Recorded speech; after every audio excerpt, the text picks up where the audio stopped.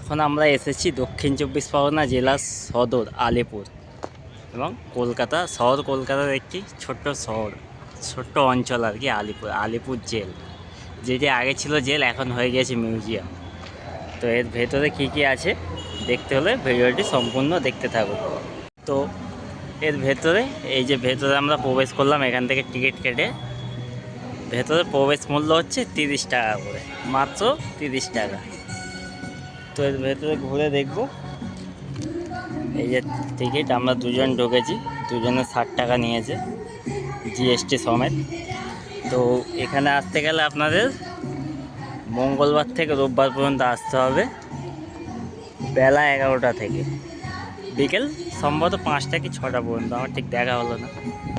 আর সোমবারে জায়গাটা বন্ধ থাকে। ওদিকে সেই কারার এই লৌহ কপাট, ওই যে গানটি লেখা রয়েছে লাইনগুলো। অনেক বড় এরিয়া। আজ আমরা মিউজিয়াম হিসেবে এখানে টিকিট কেটে ঘুরছি এবং ব্যাপারগুলো জানার ও বোঝার চেষ্টা করছি। কিন্তু এক সময় এইসবগুলোতে কয়েদিরা থাকতো। এই যে বড় বড় সেই কালার এই লৌহ কপাট, এখানে এক সময় কয়েদিরা থাকতেন।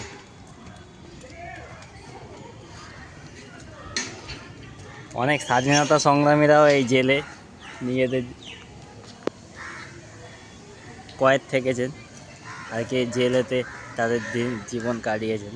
দেশের জন্য লড়াই করে ইংরেজদের বিরুদ্ধে তাদের জেল হয়েছিল এবং এই জেলে তাদের কয়েদ জীবন কাটিয়েছে।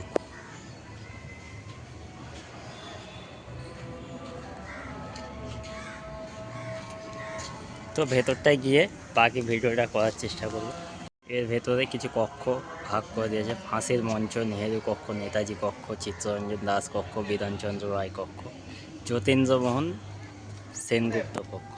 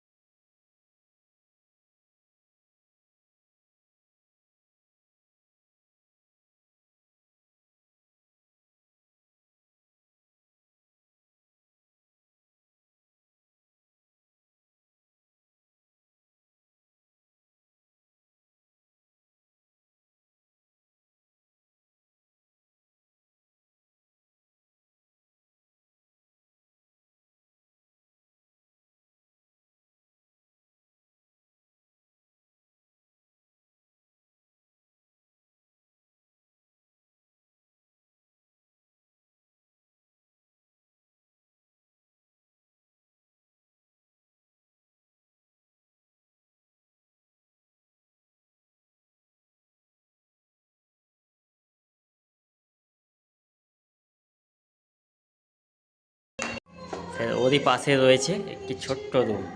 এই যে নিচে সেখানে বোধহয় একটা টয়লেট মতো করা আছে, আর এইগুলো সব শোয়ার জায়গা। এই যে একটা ছোট্ট 5x10 সম্ভবত রুম। দীনেশ গুপ্ত,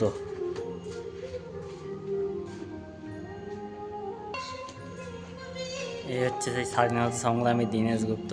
এনাকেও এখানে ফাঁসি দেওয়া হয়েছিল। ইনি রাইটার্স বিল্ডিংয়ে আক্রমণ করেছেন। এই জেনার সাউন্ড এখানে লেখা রয়েছে।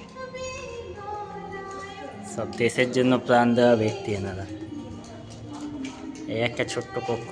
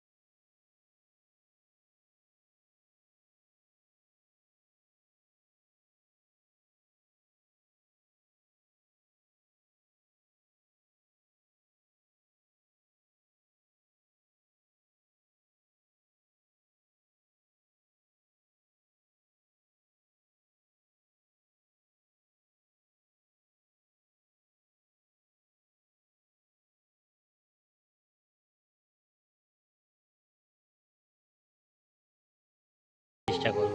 তো এই যে ফাঁসির মঞ্চ থেকে বেরোনোর আগে আর একটা জিনিস চোখে পড়লো, এই যে এই জিনিসটা, এটা এখন কাঁচ দিয়ে ঘিরে রাখা হয়, সম্ভবত ফাঁসি দিয়ে দেহটাকে ওখানে ফেলা হতো আর এই সিঁড়ি থেকে গিয়ে তুলে আনা হতো। তো যথাযথ আমি বেরোনোর চেষ্টা করছি এখান থেকে, ওদিকে আরও জিনিস আছে, গিয়ে দেখবো।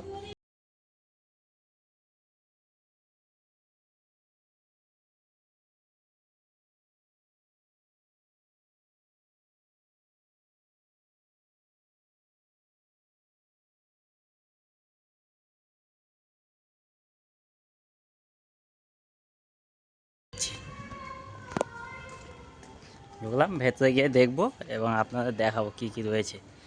এরিয়াটা কিন্তু অনেকটাই বড়, পুরো জেলের এরিয়াটা। এখন এটা মিউজিয়াম, জেল বলা ভুল হবে, মিউজিয়ামের এরিয়াটা অনেক বড়। এর ভেতরটাতে নেতাজি সুভাষচন্দ্র বোসের অনেকগুলো ছবি দেওয়া আছে। এটা নেতাজি কক্ষ হবে সম্ভব। এটা হচ্ছে ডাক্তার বিধানচন্দ্র রায় কক্ষ, ভারতের স্বাধীনতা সংগ্রামী এনারা।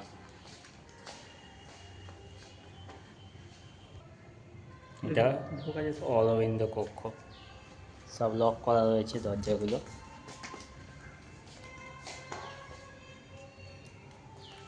এর পাশে রয়েছে নন্দলাল বোস কক্ষ, এখানে আরেকটা কক্ষ। তো এখান থেকে বেরিয়ে গিয়ে এবার বাকিটা ঘোরার চেষ্টা করছি আমরা।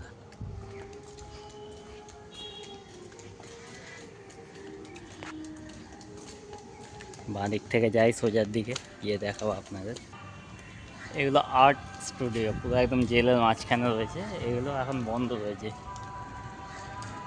এখানে প্রবেশ মূল্য 30 টাকা এবং এখানে একটা শো হয় নাইটে, ব্যাপারটা আমি ঠিক বুঝলাম না কি নাকি, ওইটা এন্ট্রি 100 টাকা। ওইটা রাতে হয়, লাইটের শো বা এরকম কিছু একটা হবে। এদিকে রয়েছে নেহেরু কক্ষ,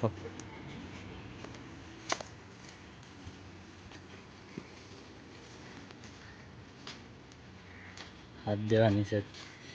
এটা হচ্ছে আমাদের ভারতের প্রথম প্রধানমন্ত্রী পণ্ডিত জওহরলাল নেহেরু। জওহরলাল নেহেরু এই কক্ষে ছিলেন, কতদিন পর্যন্ত ছিলেন ওখানে লেখাই রয়েছে।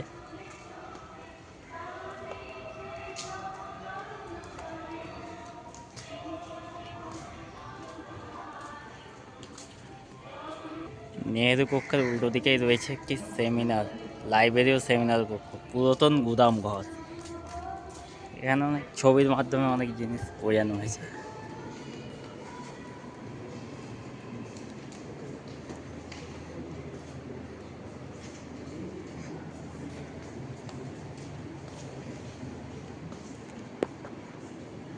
এই কক্ষটা আবার ফুল এসি, গরম হলে যদি গরম লাগে এখানে চলে আসবেন। এটা ফুল এসি করা আছে, ঠান্ডা বাতাস আসছে, বেশ আরামদায়ক।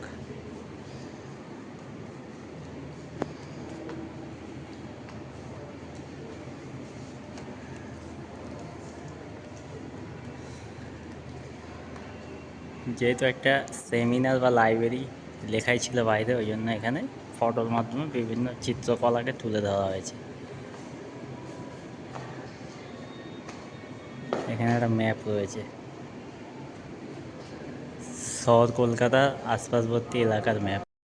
এটা 1 এবং 2 সেল, এর সম্বন্ধে বাইরে লেখা আছে।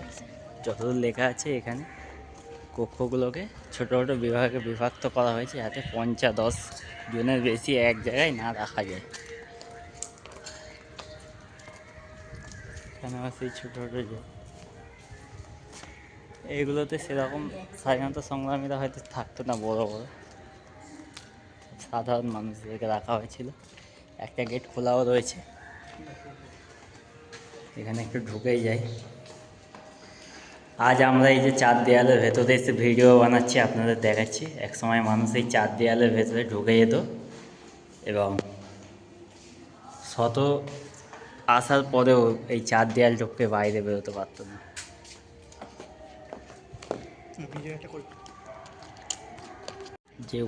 যে 1 and 2 সেল বাইরে লেখা ছিল, ওইটা আবার উপরে ছাদেও রয়েছে।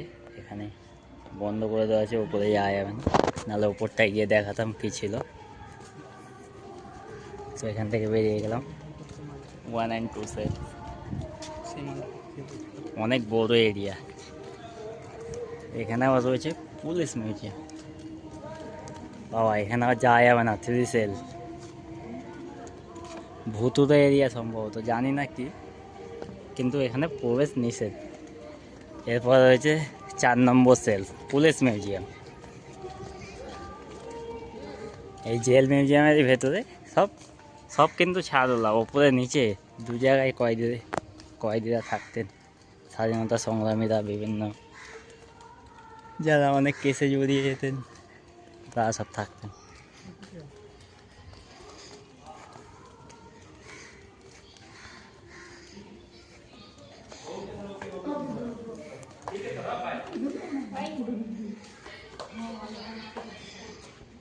এটা আলিপুর ষড়যন্ত্র মামলা, বই বোমা পাঠানো হয়েছিল।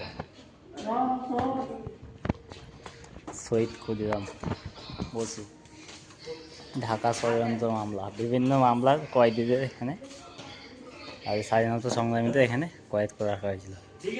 ধুলিয়া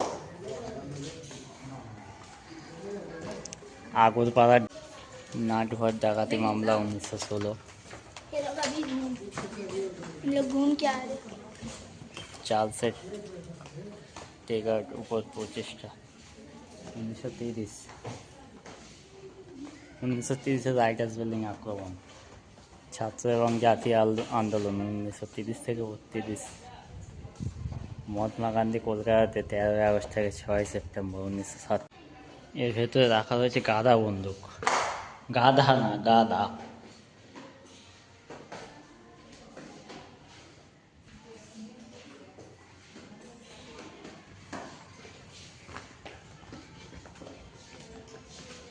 পিস্তলস।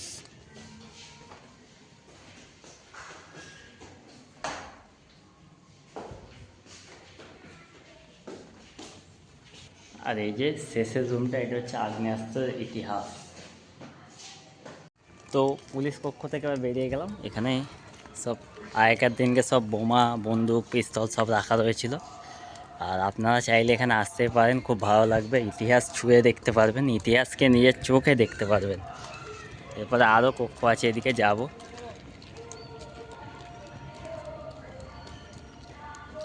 এখানে একটা এরিয়া রয়েছে বন্দীদের জীবনচর্চা, কিভাবে তারা থাকতেন, ওই সামনে রয়েছে। আপনারা চাইলে এসে দেখে নেবেন। আর যেহেতু আমার ফোনের চার্জ একেবারে লো হয়ে গেছে, আমি আর বেশি কিছু দেখাতে পারছি না। ওই পাশটাই রয়েছে নজরুল কক্ষ। চার্জ শেষ হয়ে যাওয়ার ধরুন আর বেশি কিছু দেখাতে পারলাম না। ওদিকে নজরুল কক্ষ, এদিকে আরও এরিয়া আছে। বিপ্লবীদের গল্প, আলিপুর জেলের প্রতিধ্বনি, শ্রদ্ধাঞ্জলি, স্বাধীনতা এবং জাগরণ। তো অনেক বড় এরিয়া জুড়ে, অনেকক্ষণ লাগবে ঘুরতে। আর আমার ভিডিওটা আমি এখানেই শেষ করছি। ভালো লাগলে ভিডিওটি লাইক, কমেন্ট, শেয়ার করে চ্যানেলটিকে সাবস্ক্রাইব করে দেবেন। তো যেহেতু আমার ফোনের চার্জ শেষ হয়ে গেল, তাই বাকি এত কিছু বাকি হয়েছে, 50% দেখাতে পারলাম, 50% আর পারলাম না। তো ক্ষমা চাইছি আপনাদের কাছে। পরে ফের চার্জ দিয়ে এসে আরেকটা ভিডিও করার চেষ্টা করবো, এবং ভিডিওটি এখানে শেষ করে দিচ্ছি। চ্যানেলটিকে আবার সাবস্ক্রাইব করে দেবেন। ধন্যবাদ।